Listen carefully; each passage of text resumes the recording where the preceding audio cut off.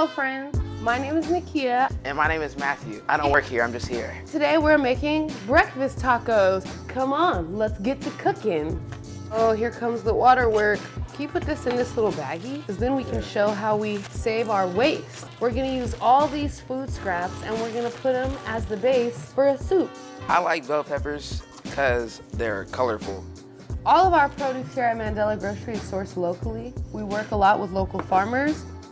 Today, we use some of our favorite ingredients, but you can just use anything that's in your fridge. When I eat tacos, I like to get like 4 or 5. You feel me?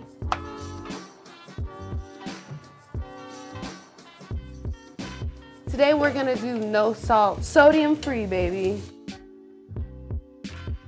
This adds some extra flavor and a little spice. Pepper. When I cook eggs at home, I like to put milk in them. That makes them a little more fluffy. How many tacos do you want? 3's good. He wants 4, just in I case. do want 4. A little red, a little green, a little red, a little green. No matter what you're cooking, you want to make sure that you make the most with what you have.